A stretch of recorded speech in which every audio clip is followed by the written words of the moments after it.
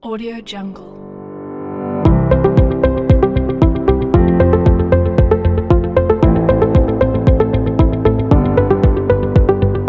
Audio Jungle.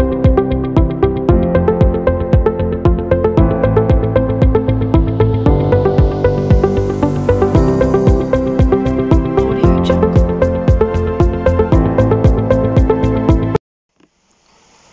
Assalamualaikum warahmatullahi wabarakatuh. Alhamdulillahirrabbilalamin. Wassalatu wassalamu ala asyrafil anbiya wal mursalin wa ala alihi wa sahbihi wa man tabi'ahum ila yaumiddin, amma ba'd. Kepada yang terhormat Bapak Kepala Madrasah Tsanawiyah Mambal Ma'arif MDSMM, yang terhormat Al-Ustadz Muhammad Yusuf, Sarjana Agama, kepada segenap jajaran pimpinan, dan terutama yang kami muliakan segenap jajaran Majelis Pengasuh Pondok Pesantren Mambal Ma'arif Denanyar, Jombang, kepada para wali santri MDS MM, kepada para santri baru yang berbahagia. Alhamdulillah kita bisa bersilaturahim lewat media daring ini dalam pengenalan ahli sunnah wal jamaah. Bapak Ibu yang kami hormati, ahli sunnah wal jamaah yang diyakini oleh para ulama panutan kita semuanya, itu pada hakikatnya adalah pemahaman Islam yang murni. Pemahaman Islam yang murni dari masa ke masa, dari zaman ke zaman, yang sesuai dengan apa yang dicontohkan oleh Rasulullah SAW, kemudian para sahabatnya, dan generasi setelahnya hingga kini. Rasulullah pernah bersabda, khairul quruni qarni tsummal ladzina yalunahum tsummal ladzina yalunahum. Sebaik-baik masa adalah masaku, kemudian masa setelahnya, kemudian masa setelahnya. Masa satu masa atau satu abad atau 100 tahun pertama ini adalah masanya Nabi Muhammad beserta para sahabat beliau. Ini 100 tahun pertama. Ini disebut sebagai sebaik-baik generasi. Kemudian generasi terbaik kedua adalah masa yang kedua, komunitas yang kedua. Kalau yang pertama tadi komunitas sahabat bersama Nabi, yang kedua adalah komunitas namanya tabi'in, yaitu orang-orang Islam yang tidak pernah menjumpai Nabi tetapi menjumpai sahabat. Ini tabi'in. Kemudian yang ketiga adalah tabi'ut tabi'in, yaitu komunitas yang menjumpai komunitas tabi'in tetapi tidak menjumpai komunitas sahabat. Nah, ini namanya tabi'ut tabi'in. Kemudian dinyatakan bahwa era yang merupakan sebaik-baik ini adalah disebut sebagai era salaf, era klasik. Nah, yang diambil adalah sisi-sisi kebaikan era klasik. Ini yang dipuji oleh Rasulullah sebagai era terbaik. Kenapa disebut era terbaik, Bapak Ibu? Karena di era ini adalah pengamalan berislam yang murni yang ditempuh para ulama dari generasi ke generasi. Nah, pokok-pokok akidah itu sama seperti yang warisan dari Rasulullah. Nah, kemudian posisi, biasanya kita sering mendengar bahwa Ahlus Sunnah wal Jamaah itu tidak lepas dari namanya Imam Abul Hasan Al-Asy'ari. Nah, posisi beliau bagaimana? Posisi beliau adalah sebagai ro'isu ahli sunnah wal jamaah, pemimpin pemimpin pemuka Ahlussunnah wal Jamaah. Jadi dari masa ke masa itu masyarakat senantiasa dipimpin oleh para ulama Ahlussunnah wal Jamaah. Pada abad kedua, abad ketiga misalnya, para masyarakat dipimpin oleh antara lain 4 imam besar dalam bidang fikih. Misalnya Imam Abu Hanifah. Beliau ini wafat tahun 150 Hijriah. Nah, 150 Hijriah itu kan berarti kan belum 300 tahun. Nah, kalau 300 tahun ke atas itu namanya era salaf. Berarti Imam Abu Hanifah adalah salah satu pimpinan pada masa salaf. Ini Imam Abu Hanifah. Kemudian umat juga pernah dipimpin oleh seorang ulama dari Madinah namanya Imam Malik bin Anas. Itu gurunya Imam Syafi'i. Beliau wafat 179 Hijriah. Nah, juga pada masa era salaf. Kemudian ulama dan terutama masyarakat juga dipimpin oleh Imam Muhammad bin Idris Asy-Syafi'i yang beliau wafat 204 Hijriah. Sekali lagi juga ini representasi dari ulama salaf. Kemudian para masyarakat, para ulamanya juga dipimpin oleh Imam Ahmad bin Hambal, murid dari Imam Syafi'i. Imam Ahmad bin Hambal ini wafat sekitar tahun 241 atau 243 Hijriah. Nah, semua 4 madhab dalam bidang fikih itu pada masa era salaf. Nah, ini contoh-contoh para pemimpin Ahlussunnah wal Jamaah yang menegakkan Islam murni. Nah, tantangan keberislaman ini semakin deras. Itu sejak terutama munculnya khalifah di Bani Abbasiyah yang berpaham Mu'tazilah ini, terutama pada masa Imam Ahmad bin Hambal. Nah, 3 pimpinan atau khalifah Bani Abbasiyah ini berfaham Mu'tazilah. Itu faham yang keluar dari pemahaman Islam yang murni. Kenapa? Karena mendewakan akal. Ya, kalau ukuran sekarang adalah orang-orang liberal. Nah, ini kemudian dilawan oleh para ulama, dicegah oleh para ulama. Nah, pengaruh Mu'tazilah itu kemudian berhadapan dengan eranya Imam Abul Hasan Al-Asy'ari.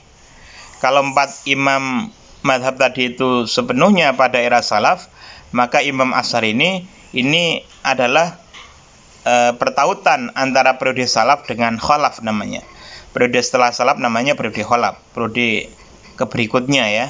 Nah, ini karena beliau Imam Abul Hasan Al-Asy'ari, beliau ini wafat tahun 324 Hijriah.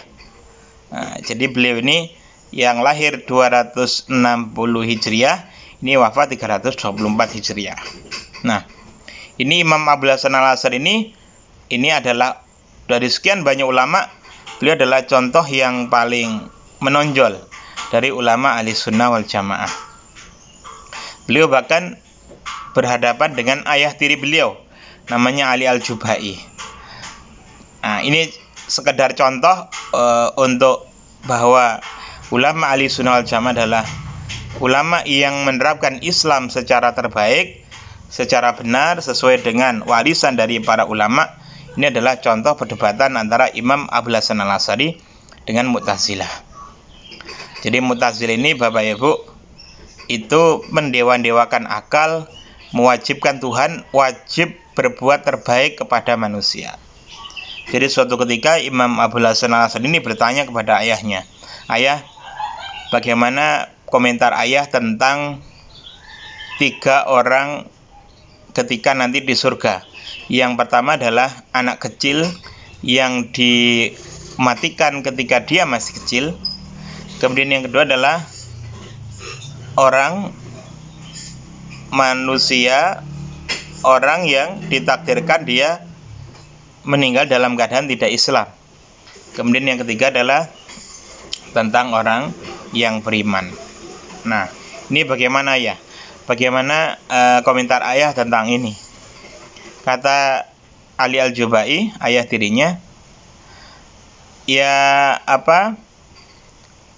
anak kecil itu kenapa dia tidak diwafatkan hingga dewasa? Karena Allah itu menjaga kemaslahatan dia. Jadi Allah itu tahu bahwa anak kecil ini kalau dewasa dia akan kafir. Karena Allah wajib menjaga bahwa manusia itu pasti menemui yang terbaik, maka si anak kecil yang telah diketahui takdirnya ini itu diwafatkan sejak kecil. Nah, kemudian atas pernyataan ini Syekh Abul Hasan Al-Asy'ari bertanya ulang, loh ya, bagaimana dengan orang tua yang meninggal dalam keadaan non muslim? Tidakkah dia protes? Nah, kenapa? Karena kalau Tuhan itu wajib memelihara kemaslahatannya si orang tua ini, dia mestinya kan seperti posisi anak kecil yang diwafatkan, sehingga tidak usah dia kafir. Nah, ini atas pertanyaan si Syekh Abul Hasan Al-Asy'ari ini, Ali Al-Jubai itu bingung. Nah, kira-kira dalam bahasa sekarang itu kamu ganggu aja gitu. Jadi ternyata yang konon katanya rasional itu ternyata rapuh juga, rapuh juga berhadapan dengan argumentasi Imam Abul Hasan Al-Asy'ari. Jadi Imam Abul Hasan Al-Asy'ari itu semakin yakin terhadap kebenaran ajaran para ulama itu. Beliau bermimpi bertemu Rasulullah sampai 3 kali dalam bulan Ramadan. Rasulullah berpesan kepada Syekh Abul Hasan Al-Asy'ari agar membela riwayat-riwayat yang sahih dari Rasulullah. Sampai 3 kali ditagih terus oleh Rasulullah. Memang ketika itu Imam Abul Hasan Al-Asy'ari sempat menimang-nimang yang benar itu yang mana? Apakah Mu'tazilah itu ataukah faham dari para ulama? Nah, beliau menimang-nimang. Akhirnya beliau merenung di dalam rumah ya, kira-kira isolasi lah ya. Isolasi mandiri begitu.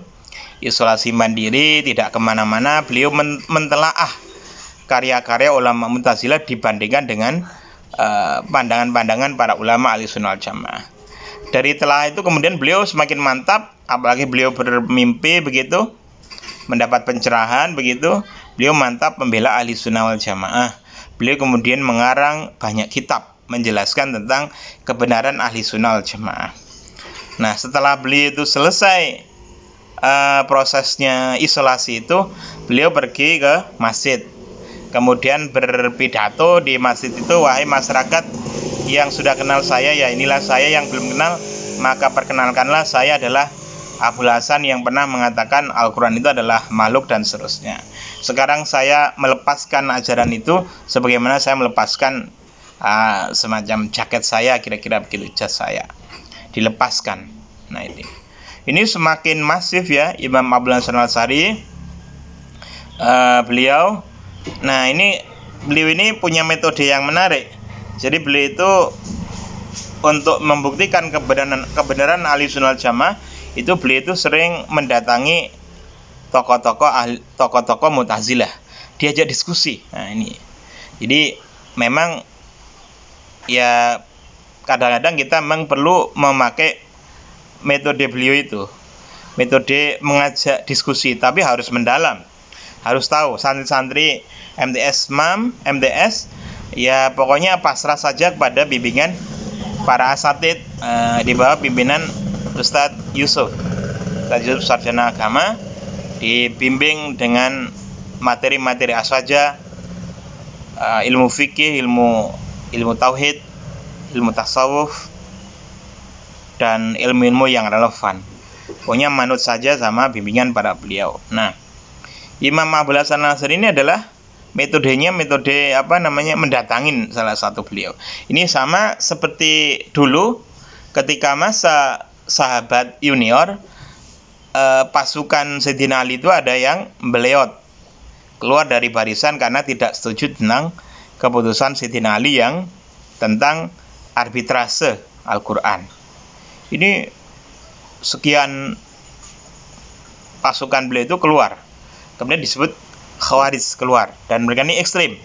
Yang ini merupakan jejak kuno dari faham-faham ekstrim sekarang ini, kayak ISIS ya, ISIS tapi sumuk ya, yang ada di Syria itu kan suka mengkafirkan orang lain. Nah ini dulu itu nenek moyangnya adalah dari Khawarij. Jadi Khawarij itu keluar. Kenapa? Karena dianggap Sayyidina Ali ketika berdamai dengan pasukan Sayyidina Muawiyah itu tidak berdasarkan hukum Allah. Barang siapa yang tidak berhukum dengan hukum Allah, maka mereka adalah kafir. Itu dalil pokoknya itu. Kemudian didatangin oleh Sayyidina Abbas, Abdullah bin Abbas ya, sepupunya Rasulullah, minta izin dulu kepada khalifah yaitu Sayyidina Ali. Minta izin dulu. Beliau kemudian Abdullah bin Abbas memakai baju yang bagus, kemudian berdialektika dengan mereka. Nah, kemudian Abdullah bin Abbas ini bertanya kepada orang-orang Khawarij, apa sih yang membawa mereka ini keluar dari barisan Sayyidina Ali? Mereka mengemukakan 3 hal. Nah, ternyata 3 hal itu dijawab dengan sangat bagus, sangat argumentatif oleh Sayyidina Abdullah bin Abbas. Sekitar 2000, bayangkan 2000 pasukan yang membelot itu kembali kepada pasukan pemerintah yang sah, yaitu Sayyidina Ali ya. Kembali kepada pemimpin yang sah. Nah inilah yang juga ditempuh oleh Syekh Abdul Hasan Al-Asy'ari, yaitu proaktif mengajak diskusi kepada pihak-pihak yang tidak sesuai dengan pemahaman Islam yang benar. Sama seperti Khawarij, mereka adalah bukan dari kalangan sahabat tapi orang menangi zaman sahabat. Kemudian pemahaman mereka ini adalah pemahaman ekstrim. Nah ini Bapak Ibu rahimakumullah. Jadi metode yang dikembangkan oleh para ulama ini selalu relevan di setiap zaman. Kalau zaman dahulu pada masa salaf, para ulama itu lebih sedikit menggunakan ilmu kalam lah, kira-kira begitu. Tapi ketika era Imam Abul Hasan Al-Asy'ari, untuk menjawab Mu'tazilah itu harus pakai ilmu kalam, kira-kira begitu. Jadi akidahnya sama dengan akidah Rasulullah, tetapi ditambahi dalil-dalil rasional ilmu kalam. Kenapa? Karena Mu'tazilah adalah memakai ilmu kalam. Ya, semacam filsafat ketuhanan, seperti itulah kira-kira. Nah, ini harus dipakai ilmu kalam itu. Nah, inilah pentingnya metode Imam Abul Hasan Al-Asy'ari.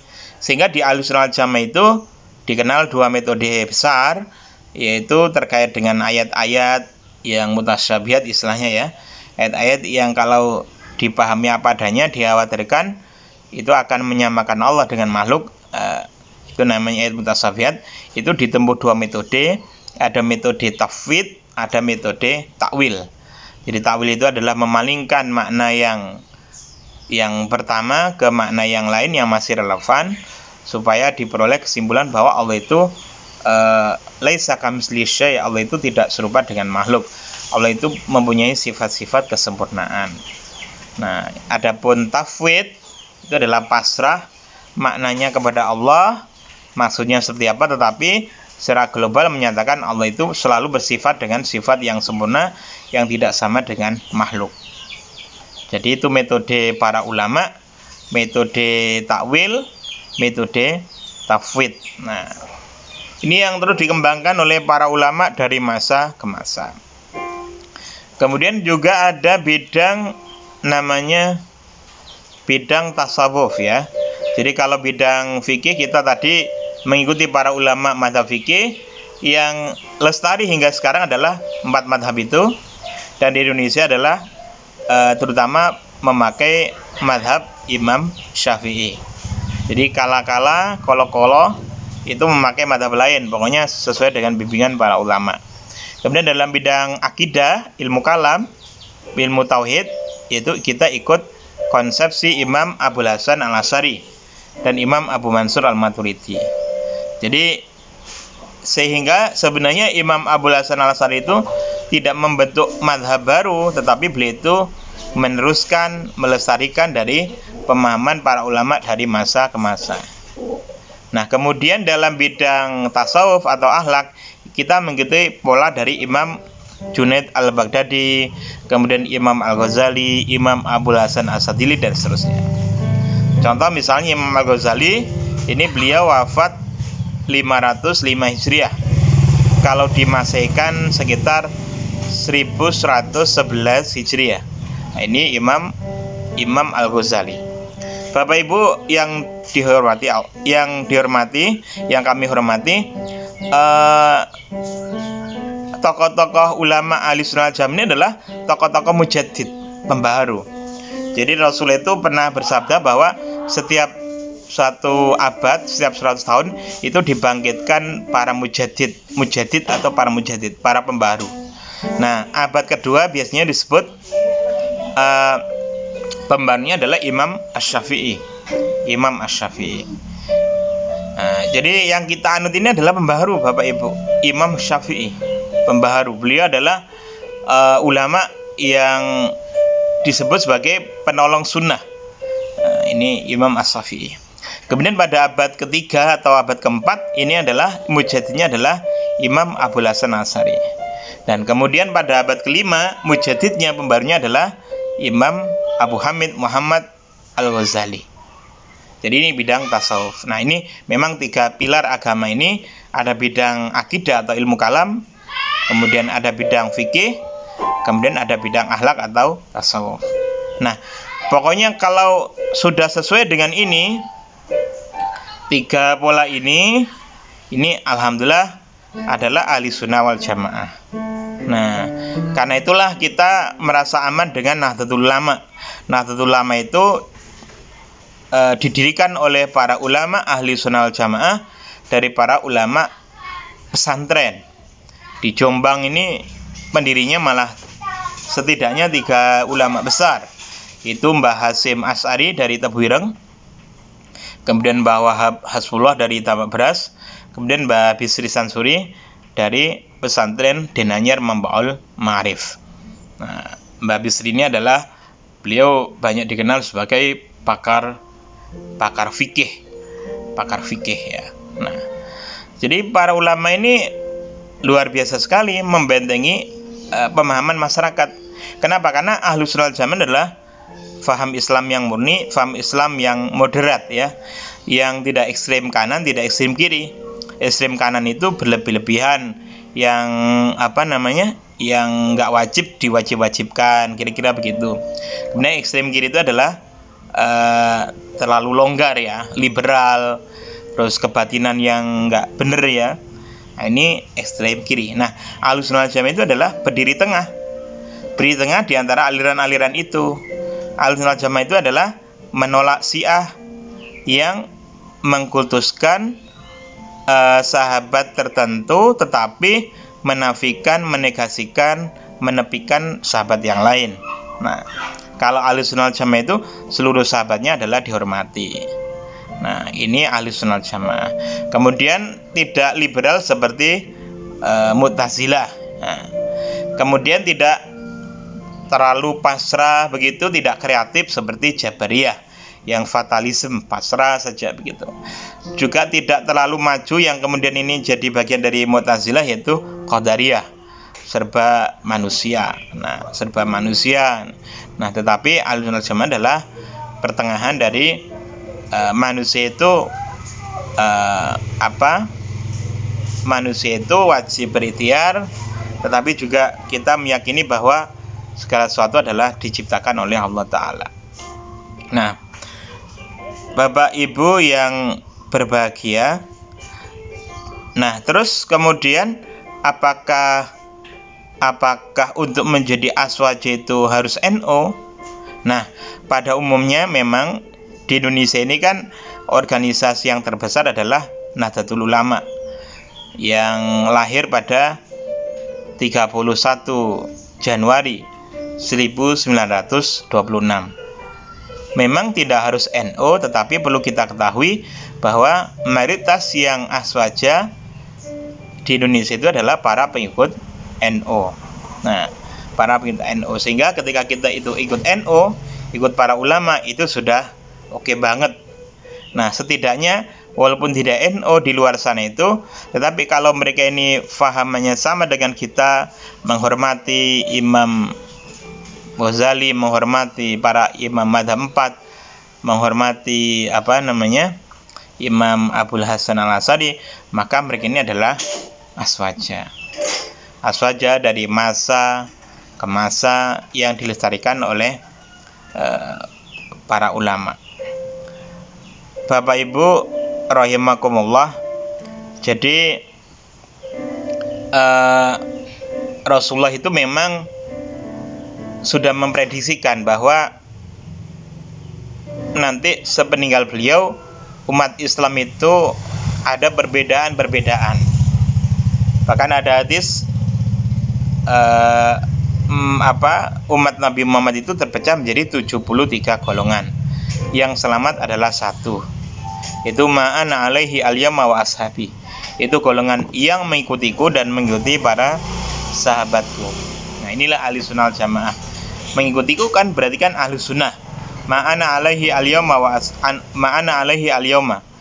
Ma'ana alaihi berarti mengikuti sunnahku, berarti ahli sunnah. Dan mengikuti sahabat berarti mengikuti jamaah. Nah, kenapa? Karena jamaah atau komunitas pertama adalah komunitas sahabat. Jadi ahli sunnah wal jamaah. Nah, kemudian Rasulullah juga bersabda, fa idza ra'aitum ihtilafan fa alaikum bis-sawadil 'adzam. Ketika kalian melihat perbedaan pendapat, maka ikutilah golongan mayoritas. Dan mayoritas umat Islam di dunia ini itu adalah mengikuti seperti kita ini di Indonesia, yaitu ahli sunnah wal jamaah. Jadi dikatakan kalau sekitar umat Islam itu sekitar 1 miliar ya, lebih tentunya, itu maka 90%, 85 hingga 90% itu berfaham ahli sunnah wal jamaah. Yang lainnya itu sedikit ya, ada Syiah dan seterusnya itu. Jadi kita itu mayoritas. Makanya harus bangga terhadap aswaja, harus bangga terhadap NU, harus bangga kepada lembaga-lembaga pendidikan yang dikelola oleh pesantren Nahdlatul Ulama. Antara lain adalah yang didirikan oleh Mbah Bisri Samsuri, itu Pondok Pesantren Mambaul Ma'arif di Nanyar pada tahun 1917. Kita harus bangga. Ini adalah jariah para ulama ahli sunnah wal jamaah, jariah dari para ulama Nahdlatul Ulama untuk mengembangkan pendidikan yang isinya adalah mempertahankan, mengajak berfaham ahli sunnah wal jamaah, setia terhadap tradisi yang benar, melestarikan tradisi-tradisi itu ya. Kita ini sholawatan, tibaan, tahlilan, istighosah, ziarah kubur dan seterusnya. Kita meneruskan tradisi itu karena tradisi itu sudah benar. Nah, dengan demikian Bapak Ibu juga berkewajiban untuk selalu menjaga anak-anak. Nah, berkewajiban menjaga itu sudah dilaksanakan, yaitu dengan yang pertama adalah memasukkan anak-anak itu di MTS Mambaul Ma'arif. Kewajiban berikutnya adalah selalu memantau sampai mereka ini lulus dari MTS MM ini, kemudian dibawa kepada lembaga yang lebih tinggi yang juga dari pesantren yang berwatak An-Nahdliyah. Berwatak An-Nahdliyah yang salah satu cara berpikirnya adalah terutama moderat, kemudian toleran dan seterusnya. Nah, sampai kemudian mengawal terus sampai anak-anak kita ini menjadi besar dan kemudian menjadi menikah juga dengan keluarga dari kalangan ahli sunnah wal jamaah, sehingga hidup kita menjadi nyaman. Kenapa? Karena nggak was-was. Karena kalau kemudian kita itu dicampuri unsur-unsur lain, wah ini nanti jadi berabe, nanti ada paham-paham lain yang masuk. Maka mari kita istiqomah menjaga ahli sunnah wal jamaah ini. Mari kita istiqomah atas tradisi yang berkembang di Muslim di Nusantara ini, istiqomah mengikuti garis ajaran dari organisasi ahli sunnah wal jamaah, yaitu Nahdlatul Ulama. Demikian Bapak Ibu yang dapat kami sampaikan. Semoga bermanfaat. Jika ada keliru maka itu murni dari kami. Jika ada kebenaran itu adalah dari para beliau yang merupakan guru-guru kami. Demikian, semoga bermanfaat. Wallahul muwaffiq ila aqwamit thoriq. Wassalamualaikum warahmatullahi wabarakatuh.